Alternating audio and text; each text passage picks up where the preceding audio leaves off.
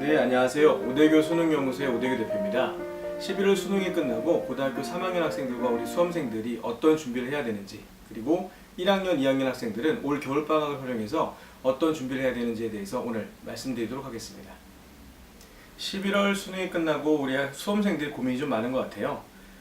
해마다 수능이 어렵게 출제가 되다 보니까 이 어려운 수능에서 받은 성적을 어떻게 활용해야 되느냐 하는 부분이 있는데, 아직 대입에서 정시 부분에 지원 3장이 남아 있습니다. 그런데 정시 지원 같은 경우에는 수능 점수를 실질적으로 반영하다 보니까 과목마다 그리고 학교마다 반영하는 비율이 좀 차이가 있어요. 예를 들어 국어에서는 100점 만점을 200점으로 환산해서 점수를 하고 수학도 200점을 하는데, 영어와 탐구 과목 두 과목을 100점 100점으로 반영한 학교들이 서울에 있는 주요 대학교에서 상위권 학교들이거든요.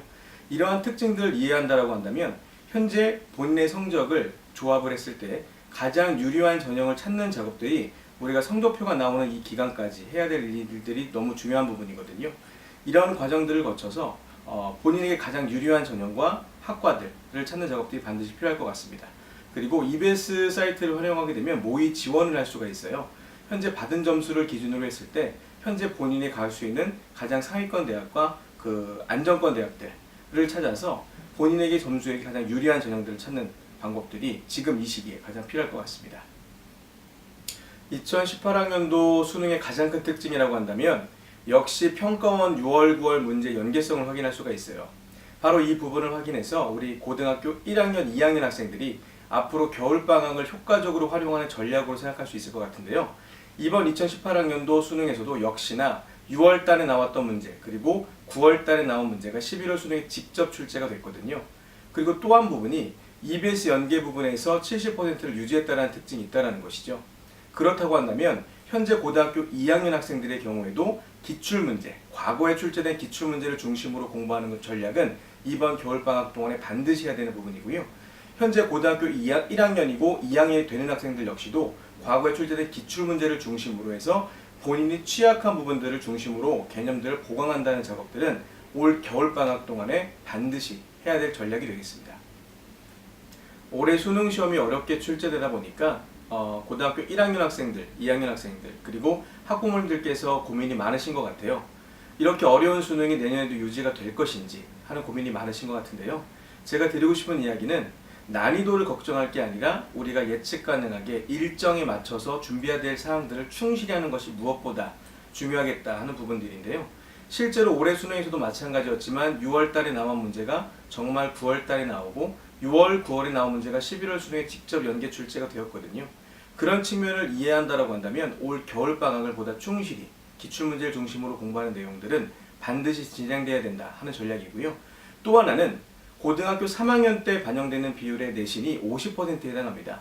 고등학교 1학년과 2학년을 합쳐서의 50%, 그리고 고등학교 3학년 앞으로 변화가 가능한 부분에 이 3번의 내신이 50%이기 때문에 이 내신을 열심히 준비한다는 걸 통해서 반드시 내신 성적을 향상시킬 수도 있다. 이런 부분을 조금 더 이해한다라고 한다면 내신 따로 수능 따로가 아니라 궁극적으로 성적 향상을 목표로 공부를 열심히 해야 된다는 전략은 무엇보다 중요한 부분이고요.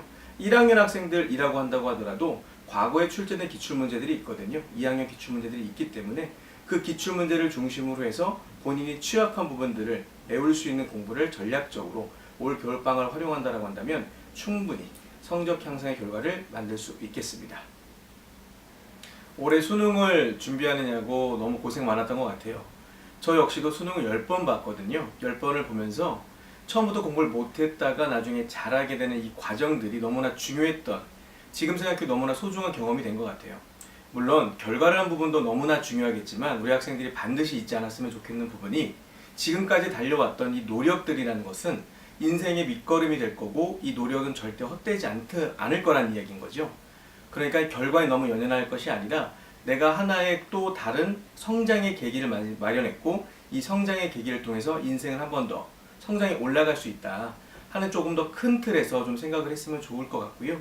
그리고 우리 1학년 학생들과 2학년 학생들에게도 변화 가능한 부분에서 우리가 준비할 수 있는 부분에 최선을 다하는 것이 무엇보다 중요하거든요. 다시 말씀드리면 우리가 노력해서 우리의 노력으로 바꿀 수 있는 부분과 우리의 노력이 번외의 부분들이죠. 올해 같은 경우에는 지진이 있었잖아요. 이런 부분처럼 우리가 노력할 수 있는 부분과 노력으로 변하지 않는 부분들을 좀 구분해서 현재 우리가 최선을 다할 수 있는 부분에 집중하는 것이 지금의 우리 인생에서도 가장 값진 시간이 될 거라고 생각합니다.